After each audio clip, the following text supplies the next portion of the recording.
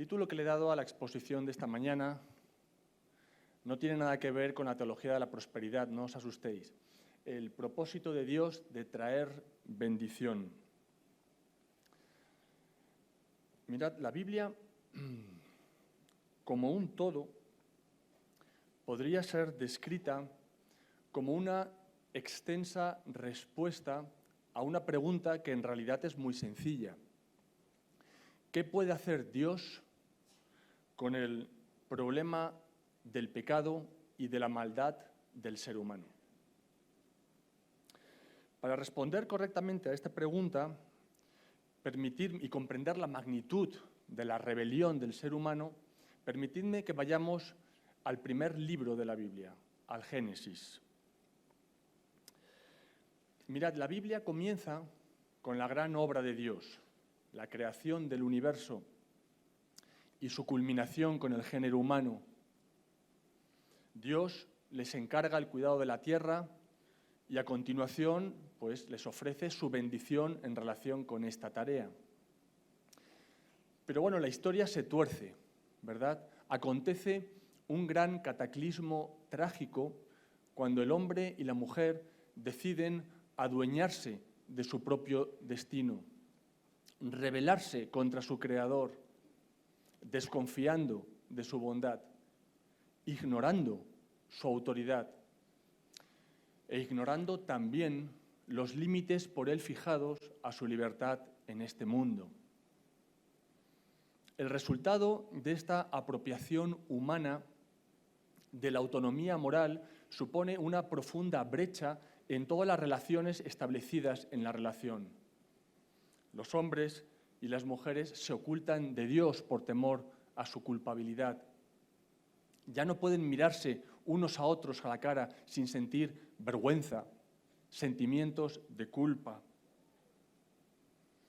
El suelo también sufre las consecuencias del pecado y de la maldición de Dios y ya no responde a la mano del hombre como debería. Perdonadme un segundito. Al seguir leyendo en el libro de Génesis, observamos un crescendo, un aumento de la maldad humana, pero también vemos repetidas señales de la gracia de Dios. Adán y Eva reciben vestidos para cubrir su desnudez. Caín es protegido de todo intento de venganza. Noé y sus descendientes son salvados. La vida prosigue. La creación es preservada bajo el pacto. Es verdad que todo ha sido muy entorpecido y muy dañada, pero el proyecto en su conjunto sigue adelante. Con posterioridad al diluvio, Dios renueva su promesa en relación con la creación y los seres humanos reciben nuevamente la invitación a multiplicarse, a llenar la tierra, nuevamente con la bendición de Dios. Sin embargo, esta dispersión se detiene cuando la gente se asienta en la llanura de Mesopotamia. La decisión de establecerse y edificar una torre allí combina arrogancia e inseguridad, pero también un orgulloso desprecio hacia Dios. La ciudad y la torre surgen como un signo de independencia de Dios, de resistirse al propósito de Dios. Y fijaos, todos los relatos anteriores a Génesis 11 han tenido siempre algún elemento de la gracia de Dios, algún elemento destacable, pero en cambio en el relato final de la ciudad y la torre de Babel ya no aparece ninguna palabra semejante a gracia. En un sentido, toda la infraestructura básica del gran proyecto creador de Dios sigue intacto, sigue ahí. Los cielos y la tierra continúan sus giros y sus periodos como fueron marcados. Se siguen conservando los límites entre el día y la noche, entre el mar y la tierra seca, entre el reino humano y el reino divino. La vegetación y los animales siguen proliferando tal y como Dios había establecido. Los seres humanos se multiplican formando familias y naciones, dispersándose por la tierra. Pero en otro sentido, todo marcha trágicamente a la deriva. alejándose cada vez más de la bondad del proyecto original de Dios. Se nos dice en estos capítulos de Génesis que los seres humanos van agregando males mayores a medida que unas generaciones suceden a otras. Celos, odios, venganzas, violencia, corrupción, desorden sexual, etcétera, etcétera. Ya no se matan animales para el consumo propio, sino por pura diversión. Aún el disfrute legítimo de la sexualidad da paso a la lujuria, a la dominación. Las inclinaciones del hombre, nos dice Génesis, son perdurablemente malas. Las manos, incluso se nos dice, leemos, que fabrican preciosos instrumentos musicales o de agricultura, empiezan a fabricar armas para ofrecer muertes cada vez más violentas. Y estos problemas plantean un interrogante a nivel cósmico, un interrogante a nivel de la esfera divina. Porque no hay soluciones fáciles. Esto no se resuelve simplemente encontrando la manera de hacer llegar al ser humano al cielo cuando muera. La muerte misma tendrá que ser destruida si se ha de eliminar la maldición. Además, Dios no solamente tiene que lidiar con el pecado de los individuos, sino con las luchas, las pugnas entre las naciones. No se trata solo de las necesidades de los seres humanos, sino del sufrimiento de los animales, el sufrimiento del mundo, el gemir de la tierra. Así que, de una forma absolutamente intencionada, Génesis 11 nos deja sumergidos en un profundo silencio. Un silencio en la esfera celestial acerca de cuál será la reacción de Dios. Hay una gran expectación en la esfera eterna de juicio, de destrucción de Dios, de su gran obra. ¿Qué es lo que pasará? ¿Qué hará Dios? ¿Qué puede hacer Dios ahora? Sin embargo, para sorpresa de todos, Dios se fija en la tierra de Babel en una pareja anciana y sin hijos, y ahí comienza el lanzamiento de un plan maravilloso de redención de todo el universo. Y cuando estás leyendo en Génesis 11 y pasas a Génesis 12, casi se puede palpar cómo las huestes celestiales contienen el aliento. Cuando en vez de juicio se revela este sorprendente plan. Porque los ángeles conocen la devastación que ha causado la entrada del mal del ser humano en la tierra, en la creación en general, y se preguntan, ¿pero qué clase de respuesta podrá ofrecer Dios a través de esta pareja, Abraham y Sarai? El llamamiento de Abraham es el comienzo de la respuesta de Dios al mal del corazón de los hombres, a la lucha de las naciones y al gemir por el dolor de toda la creación. Y claro, nosotros también nos preguntamos, ¿y cuál es ese propósito de redención de Dios? ¿Qué parte tenemos nosotros en ese plan? ¿Por qué razón estamos aquí en este mundo? ¿Y cuál es el propósito de todos nosotros en relación con esta creación? Bueno, lo más normal, llegados a este punto, sería irnos al Nuevo Testamento y ver la consumación de ese plan en la figura del Hijo de Dios, de Jesucristo. Pero no lo vamos a hacer. Nos vamos a quedar aquí, en Génesis, porque os aseguro que el plan de Dios no ha cambiado ni un ápice desde aquel momento. Mirad, la primera vez que escuchamos sobre Abraham es en el capítulo 12 de Génesis, cuando Dios le llama y le da una promesa. La promesa de que su descendencia se convertirá en una gran nación, que Dios le va a bendecir y que a través de él Dios va a bendecir a todas las naciones de la tierra. Es una promesa absolutamente sorprendente e increíble. Pero claro, desde esa promesa del capítulo 12 al capítulo 18, en el que nos vamos a posicionar en esta mañana, han transcurrido ya 25 años. Y durante ese tiempo ni Abraham ni Sara han tenido ningún hijo. Y ya son de edad muy avanzada. ¿Qué va a ocurrir con esa promesa entonces? Seguramente ese es uno de los pensamientos que tiene Abraham en mente cuando un día, al mediodía, sentado a la puerta de su tienda, recibe una visita misteriosa. Vamos a ver si funciona el mando. Génesis 18, 1 y 2.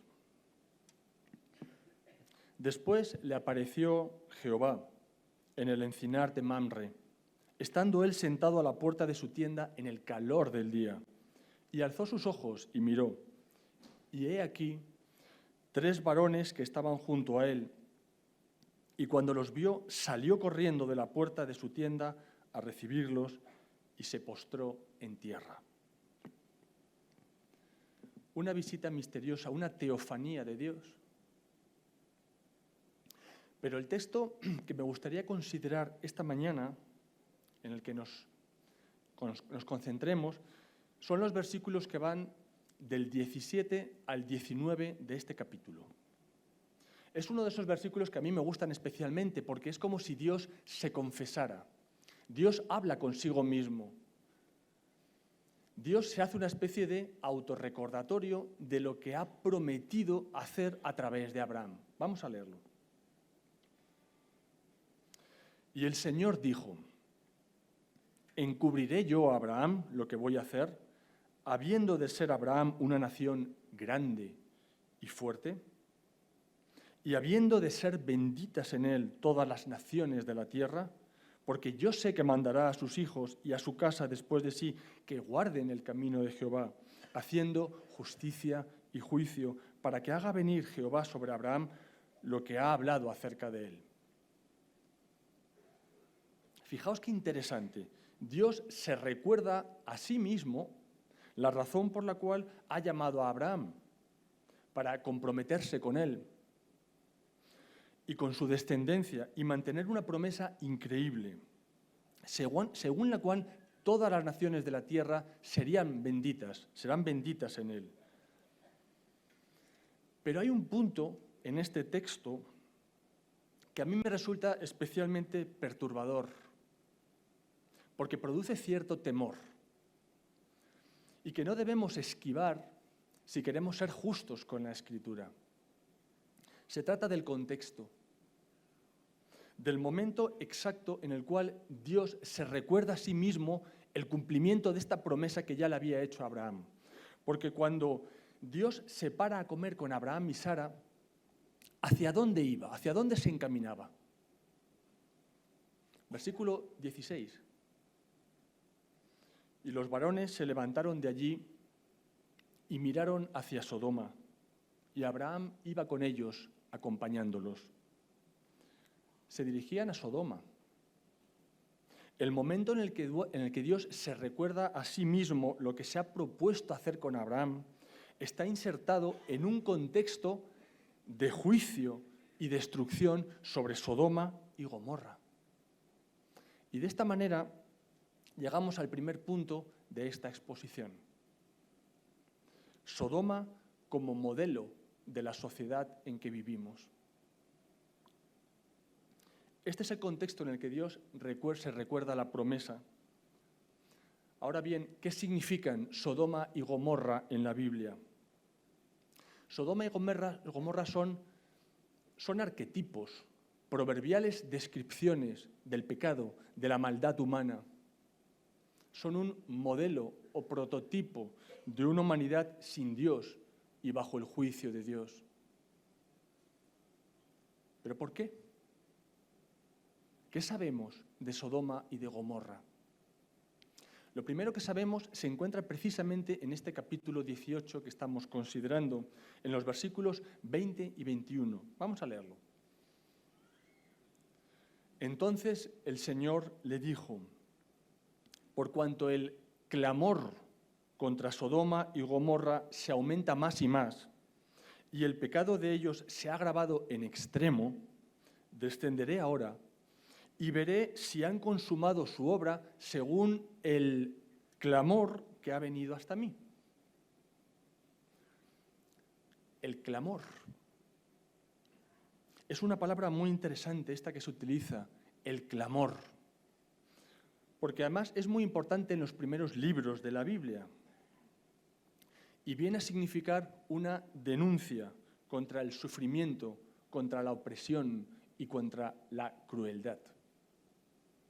Es la misma palabra que se utiliza en Éxodo para describir el clamor de los israelitas contra la opresión de la que eran objeto en Egipto. Es una palabra que se utiliza a menudo en el libro de los Salmos cuando el salmista dice: Señor, escucha mi clamor, porque mis enemigos se han juntado contra mí. Es el clamor que encontramos en Deuteronomio, donde una joven acaba de ser violada. Por tanto, es una palabra muy fuerte, muy gráfica. Y Dios dice: escucho ese clamor en contra de Sodoma. Así que la primera descripción que encontramos de Sodoma es que es un lugar de opresión, de crueldad y de sufrimiento. Al pasar al capítulo siguiente, al 19, encontramos además que es un lugar de crueldad y de perversión sexual. Pero con todo, para mí, el pasaje que más luz arroja sobre Sodoma se encuentra en el libro del profeta Ezequiel, donde el profeta compara a Israel, su propio pueblo, con Sodoma. Y fijaros en qué términos describe a esta última. He aquí, esta fue la maldad de Sodoma, tu hermana: soberbia, saciedad de pan, abundancia de ociosidad tuvieron ella y sus hijas, y no fortaleció la mano del afligido ni del menesteroso. Se llenaron de soberbia e hicieron abominación delante de mí, y cuando lo vi, las quité. ¿Habéis escuchado bien la descripción? Soberbios, arrogantes, con mucha más comida de la que necesitaban, y sin embargo absolutamente despreocupados de los pobres y de los necesitados.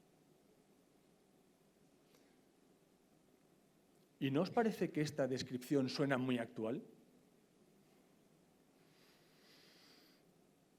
En las Escrituras, Sodoma se convierte en un paradigma de la maldad humana, un lugar de crueldad, de sufrimiento, de perversión sexual, de violencia, de derramamiento de sangre, de opresión de los pobres, de ambición, de influencia, de despreocupación absoluta por la suerte de los más desfavorecidos. Pero un segundo, ¿acaso no es este el mundo en el que vivimos? ¿Y no sigue siendo este el contexto en el cual Dios se recuerda a sí mismo la promesa de bendecir a todas las naciones? Hermanos, así es el mundo, tal y como Dios lo ve. Y la historia de Sodoma nos recuerda que este mundo está bajo el juicio de Dios. Dios se encamina hacia este mundo para juzgarlo, igual que iba camino de Sodoma. Así lo ilustra en los capítulos 18 y 19, con un lenguaje muy humano, ¿verdad? El Señor va a ver qué es lo que está pasando, va a pasarse por allí, a ver si es cierto los rumores que le han llegado sobre Sodoma. Pero el punto clave es que en el cielo Dios puede oír el clamor del pecado, de la maldad, de la opresión y del sufrimiento. Más adelante en Éxodo veremos que Dios escucha también el clamor de su propio pueblo, los israelitas, en Egipto. Y por extensión, Dios escucha el clamor de todo el mundo.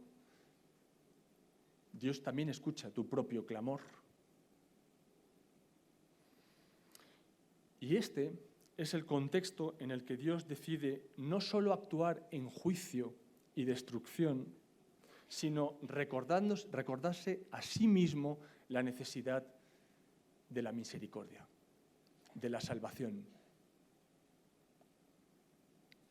Y este contraste entre Sodoma y Abraham, entre juicio y bendición, es lo que hace que este texto sea tan interesante. Por un lado, Sodoma como modelo del mundo en el que vivimos, de la sociedad en la que nos movemos. Y por otro lado, Abraham como modelo de la redención de Dios. Y es que en esta historia encontramos, por un lado, a Dios camino de juzgar al mundo, pero a la vez recordándose a sí mismo la necesidad de la misericordia. Y hay un fuerte contraste entre lo que va a suceder en el capítulo 19, la destrucción de Sodoma, y lo que el Señor se dice en el capítulo 18 sobre la misericordia. Y es justo en ese momento cuando Dios se para almorzar con Abraham y con Sara, con dos de sus ángeles acompañándoles. Dios ha escogido a esta pareja. Les ha prometido algo que no se ha cumplido aún, pero de lo cual Dios no se ha olvidado. Y elige precisamente este momento para decirles que en el plazo de 1 año Sara estará abrazando un hijo. Una promesa que ya les había hecho en el capítulo 12. Y fijaos, este hecho es muy importante para nosotros. Y aunque nos parezca sorprendente, lo que Dios está prometiéndoles es nada más ni nada menos que el Evangelio mismo. Y me diréis, ¿cómo? Que estamos en Génesis, que no se puede hablar del Evangelio hasta Mateo, ¿no? Bueno, pues en palabras del apóstol Pablo, esta promesa de Dios a Abraham es el Evangelio mismo. Gálatas, capítulo 3, versículos 6 al 9. Así Abraham creyó a Dios y le fue contado por justicia. Sabed, por tanto, que los que son de fe, estos son hijos de Abraham. Y la Escritura, previendo que Dios había de justificar por la fe a los gentiles, dio de antemano el Evangelio a Abraham, dio de antemano la buena nueva a Abraham, diciendo, en ti serán benditas todas las naciones. De modo que los de la fe son bendecidos con el creyente Abraham. La Escritura dio de antemano la buena nueva, el Evangelio a Abraham. La Escritura, si queréis, evangelizó, dio el Evangelio a Abraham cuando le dijo, en ti serán benditas todas las naciones. Pablo está diciendo que este es el meollo del Evangelio, precisamente lo que Dios le acaba de prometer a Abraham. Y estas son las buenas nuevas, que Dios quiere bendecir a todas las naciones. Y esta es una buena noticia, que Dios tiene la intención de bendecir a todas las naciones del mundo, porque ahí entramos tú y yo. Son buenas noticias. Esto es el Evangelio. Pero claro, para apreciar esto en toda su dimensión, primero hay que leer los capítulos 3 al 11 de Génesis, porque lo que ahí encontramos es la rebelión humana en toda su dimensión, ¿verdad? Cómo va creciendo el pecado humano, cómo va aumentando a lo largo de esos capítulos, cómo termina por afectar a la propia relación entre Adán y Eva, a sus descendientes con enfrentamientos, enemistades, a toda la sociedad con corrupción y violencia, hasta llegar a su clímax en la Torre de Babel. La rebelión generalizada contra Dios, una expresión de la arrogancia humana. Así que, volviendo a la pregunta, ¿qué puede hacer Dios en medio de todo este panorama? ¿Hay alguna forma en la que Dios pueda redimir esta situación? ¿Podrá volver a haber bendición de algún tipo? Pues la respuesta es sí. Aparece en el capítulo 12 de Génesis e impresiona mucho leer 5 veces la palabra bendición en solo 3 versículos. Voy a bendecir la tierra, voy a bendecir. A pesar de este panorama tan negro, a pesar de la maldad humana, voy a bendecir al ser humano. Y lo voy a hacer a través de este hombre y la gente que le siga. Por eso Pablo puede decir que aquí en Génesis empieza el Evangelio, porque el plan de bendecir a todas las naciones del mundo arranca en Abraham. Y a lo largo del Antiguo Testamento podemos ver esto mismo, que gente que no forma parte del pueblo de Israel, pero al entrar en contacto con el Dios de Israel, con el pueblo de Israel, Dios automáticamente mantiene la promesa hecha a Abraham. Extranjeros como Ruth, Rahab, Naamán, la viuda de Sarepta, entran en contacto con el pueblo de Dios e inmediatamente Dios les bendice, manteniendo la promesa que ha hecho a Abraham. Dios cumple sus promesas. Dios cumple la promesa que le hace a Abraham. Lo vemos cada día. Vamos ahora con el apóstol Pablo. Así lo expresa.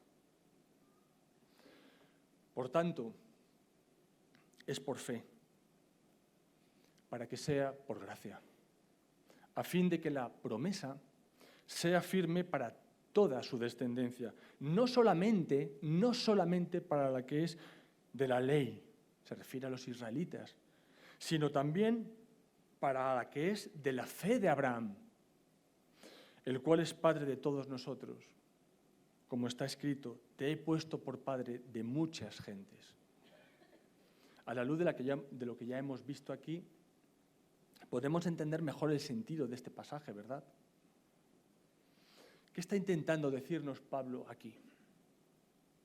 Pablo está diciendo que esto ha sido así desde el principio. El propósito, el objetivo de Dios.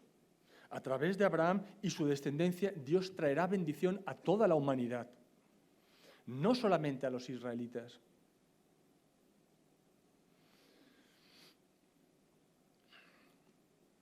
De modo que cuando Dios, a través de los apóstoles, empieza a proclamar el Evangelio, esto no es una idea nueva, algo que se ha inventado Jesús para entretenerles. No se trata de algo de poca importancia. Este es el punto clave de toda la historia. Este es el verdadero meollo de la historia. Es el plan de Dios, es lo que tiene que suceder porque Dios lleva milenios prometiéndolo. Así que cuando vemos al apóstol Pablo dirigirse primero hacia el norte y luego hacia el oeste, llegando a Europa en sus viajes misioneros, Dios está manteniendo y cumpliendo la promesa que le ha hecho a Abraham.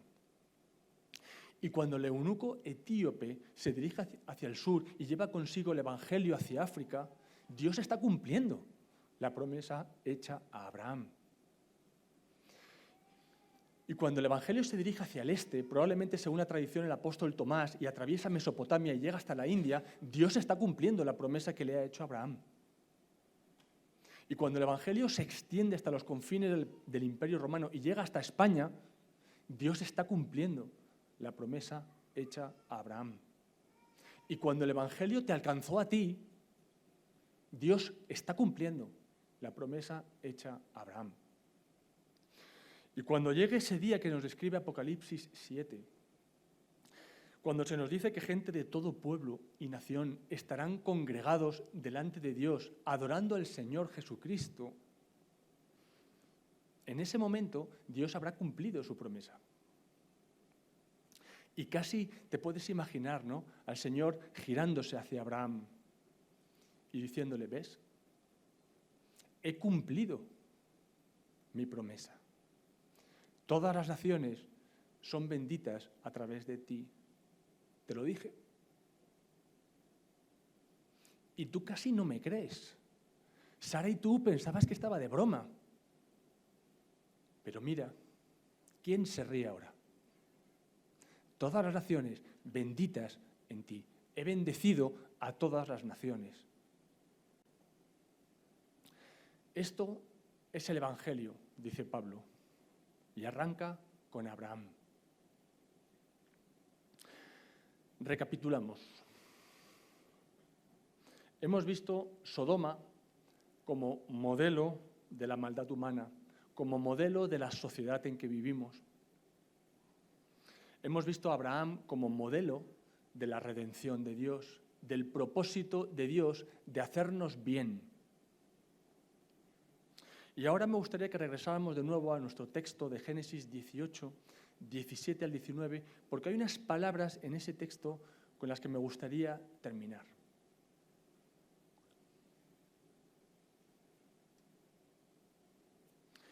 Y el Señor dijo: ¿encubriré yo a Abraham lo que voy a hacer? Habiendo de ser en Abraham una nación grande y fuerte, y habiendo de ser benditas en él todas las naciones de la tierra. Porque yo sé que mandará a sus hijos y a su casa después de sí que, atención, que guarden el camino del Señor, haciendo justicia y juicio, para que haga venir el Señor sobre Abraham lo que ha hablado acerca de él. Por favor, escuchemos con atención la parte central de este texto, cuando dice que guarden el camino del Señor, haciendo justicia y juicio, porque con esto llegamos al tercer y último punto que además nos va a servir de reflexión final. El tercer punto es este: el camino del Señor como modelo para el pueblo de Dios. El camino del Señor es otra expresión de esas fundamental en la Biblia, muy importante, con mucha fuerza y muy frecuente además en el Antiguo Testamento. Dios invita a la gente a que anden en sus caminos, es decir, que anden como Él mismo anda, como Dios mismo es, según su carácter, sus acciones. Lo que significa es que nosotros debemos imitar y seguir ese mismo camino, ver lo que Dios hace, cómo actúa en el mundo, leyendo la Biblia, cómo es el Señor, cuáles son sus valores, cuáles son sus prioridades. Y una vez que lo hayamos comprendido, una vez que lo hayamos asimilado, que podamos vivir y actuar de la misma forma. Esto es lo que significa andar en el camino del Señor. Y un buen pasaje para comprenderlo y no ir necesariamente a nuestro modelo supremo, el Señor Jesucristo, es Deuteronomio capítulo 10. Mirad.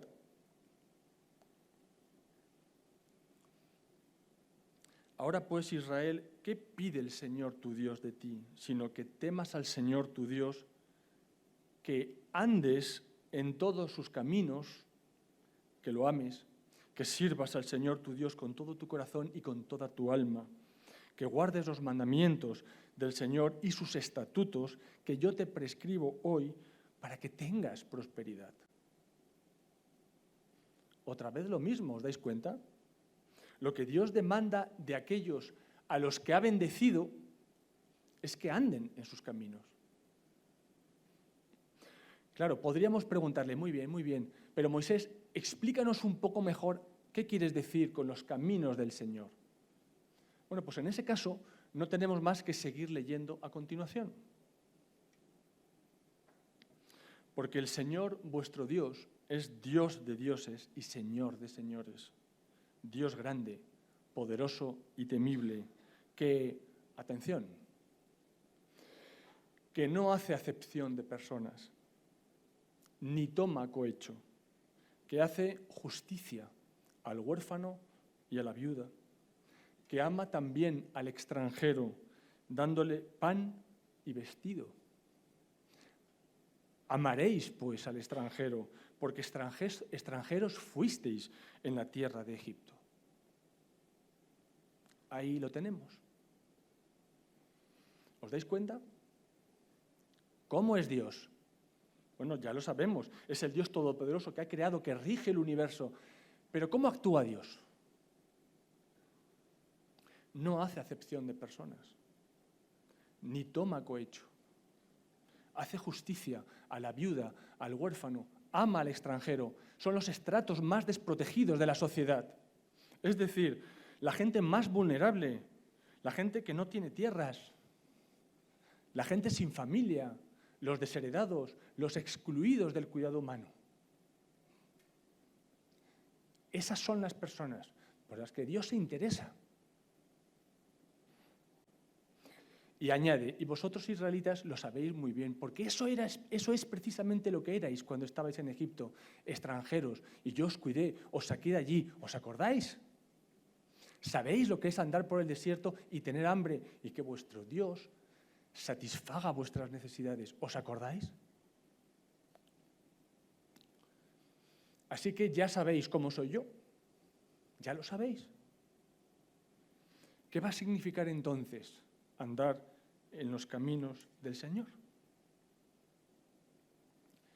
Pues hacer lo mismo. Actuar como Dios actúa.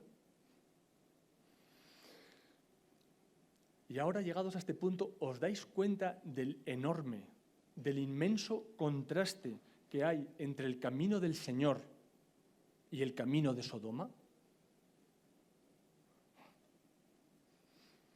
Sodoma es un lugar de injusticia, un clamor que sube al cielo por su crueldad, su maldad, el dolor que genera, un lugar de opresión y violencia.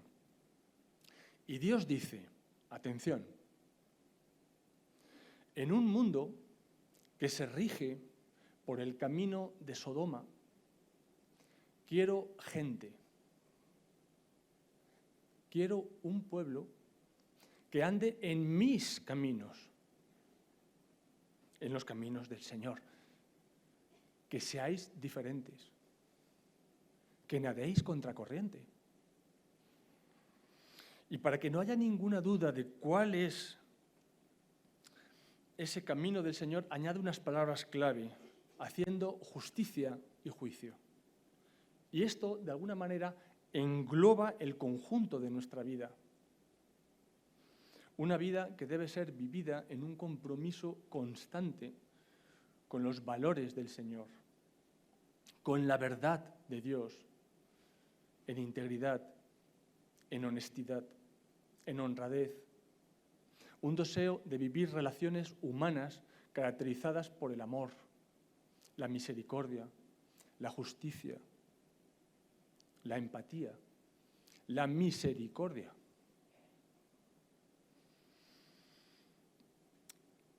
Este es el tipo de vida que quiero que tengan todos aquellos que sigan a Abraham. Ya sabemos cómo es Sodoma, ¿verdad? Porque en el fondo vivimos ahí. Pero ¿cómo debería ser y parecer el pueblo de Dios? ¿Cómo deberíamos ser y parecer? Pues muy diferentes, caracterizados por andar en los caminos del Señor en justicia y en juicio. Esta es la esencia de lo que es verdaderamente ser pueblo de Dios. Y termino. En un mundo que está en absoluta rebeldía contra Dios, que le desafía abiertamente con el puño bien en alto, Dios sigue escuchando el clamor de los hombres. Y Dios sigue dispuesto a bendecir según la promesa que le hizo Abraham. En este sentido, por supuesto, Dios también escuchó el clamor de tu alma. Tal vez un clamor sordo, un dolor interior, un sentido de vacío, de temor, de culpabilidad, de hastío, qué sé yo, de falta de propósito, de pensar que tiene que haber algo más, que esto no puede ser todo. Dios escuchó ese clamor y se puso en marcha. Penetró la esfera eterna, se situó ante tu presente, te abrió los ojos, te mostró lo desviado que ibas, tu pecado, pero también vio tus lágrimas, tu arrepentimiento y te salvó. Te convirtió en su Hijo y heredero. Para tu tranquilidad te hace saber, según Romanos 8, que no hay ningún poder en el universo que te pueda separar ya de Él. Pero nada le satisface más que verte confiar plenamente en Él, fiándote de Él, viéndote andar en sus caminos, viviendo bajo la perspectiva de lo que el Señor Jesucristo ha ganado para ti. Ha asumido la deuda de todo el dolor que has generado, de todo ese clamor que ha llegado hasta el cielo. Y te recuerda que en medio del mundo difícil en el que vives, Él quiere que andes en sus caminos, que seas diferente y que hagas lo mismo que Abraham, que seas de bendición a otros muchos. Es decir, que salgas ahí fuera y que seas de bendición. Queridos hermanos, que el Señor nos ayude y nos bendiga en esta tarea.